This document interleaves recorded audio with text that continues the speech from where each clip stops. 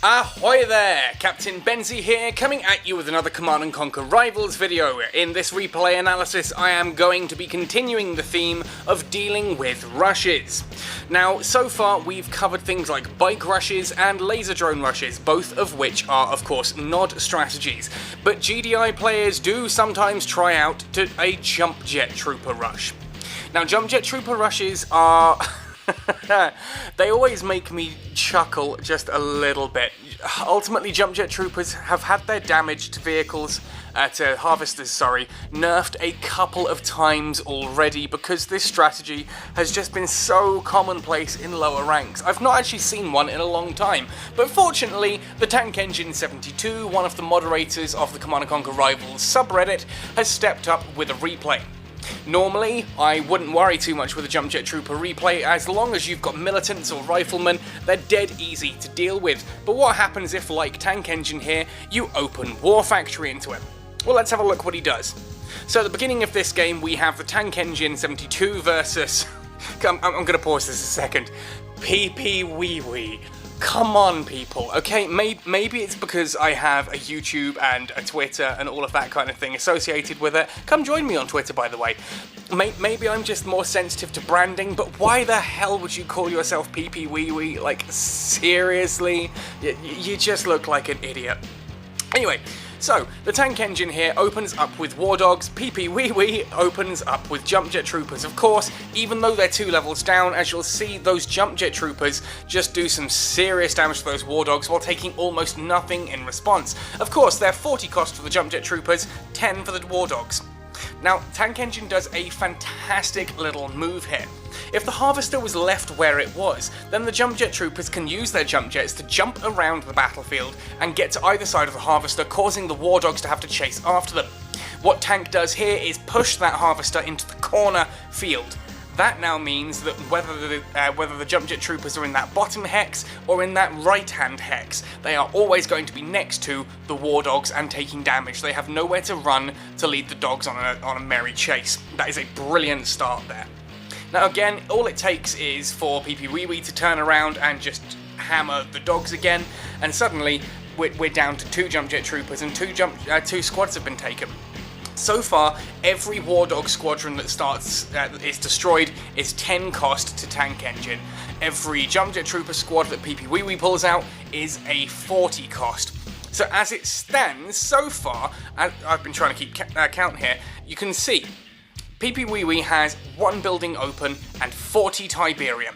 Tank, on the other hand, has 2 buildings open and 30 Tiberium. He's only 10 Tiberium down, despite having 3 units on the field, 2 buildings open, and his Harvester. Yes, the Harvester's taken a little bit of damage, but the point I want to make here is that what you've seen so far is Tank ultimately stalling with those War Dogs and just leaving PP Wee Wee with the horrid option of, do I keep shooting at the Harvester and just let the dogs slowly kill me, or do I kill the dogs and thus not be attacking the Harvester? I'm taking longer to kill the Harvester now. That gives Tank the opportunity to pull out snipers, and well, you can imagine how well that's going to go now. There goes the first Jump Jet Trooper squad. Second one's about to go any second now. In fact, the War Dogs can quite happily finish them off. And again, he's not forgotten entirely here about the pads. Again, there we go. Clear out that top pad. Send in some dogs to deal with the shockwave troopers at the bottom, though the snipers are going to deal some hefty damage to those quickly. Take control of the pads. PP Wee Wee's kind of realised that his strategy sucks at this point and pulls out a second Harvester just in time for that first missile. Now, Tank has obviously spotted that second Harvester. He can get in there quite comfortably and pull out a Pitbull. Of course, as well, he can just use Lang's drone to heal up the Harvester damage, the incidental damage that has been taken, and start healing up the guys. PP Wee Wee, I think, has just given up at this point. I think he's either trolling now or he has genuinely just given up, because that ion cannon was atrocious. Yeah, it technically got its cost back, but it's like you've got no board presence to capitalise on the empty pad.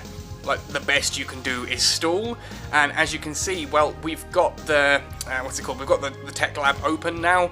Missile is more than halfway charged. The tech lab is just about to get its first unit. Now, what's this going to be? Is it going to be something to deal with infantry? Is it going to be something to deal with vehicles? Because quite frankly, there is a pad that is going to have a mix of both. No, it's a Titan. Oh, well done, the Titan has taken out a single Warthog and is now being blocked by snipers. There is nothing that PP can do at this point. He was stifled on his economy early on. Tank has just got out a mammoth tank because he's so far ahead on the economy. He can just casually pull out a mammoth tank at the end of it and block the pads with infantry. Congratulations, you managed to get out a Titan. I've got nothing that you can actually kill with it, and my pads are blocked. Good game. This to me, from the start, this entire replay, I'm sorry, I don't like to pick on someone, but PP is a name worth picking on, and this strategy, this entire game was just awful.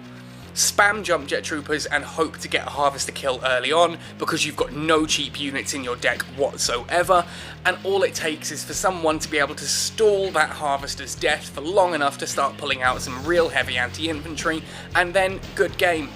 Good game, we're all over it. PP realises that's not going to work, he has to move into a double harvester, he sacrifices his pop cap, he doesn't reach the tech lab as fast as he wants to, and by the time he gets the tech lab up and running, it's too late.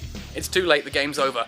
Anyway, again, thank you very much, Tank, for sending that one to me. That is a very fun replay for me to watch. I laughed my backside off the first time I watched this. If you guys want me to go through one of your replays, add it to your favourites, come message me either on Twitter or on the Gaming Galleon Discord. I'm always happy to get some suggestions of some replays to watch of you guys. They don't have to be to do with rushes, that's just a theme we've had going at the moment. If you've got a really cool replay that you just want me to watch and talk about, let me know. Anyway folks, thank you ever so much for watching, happy sailing, and see you on the battlefield.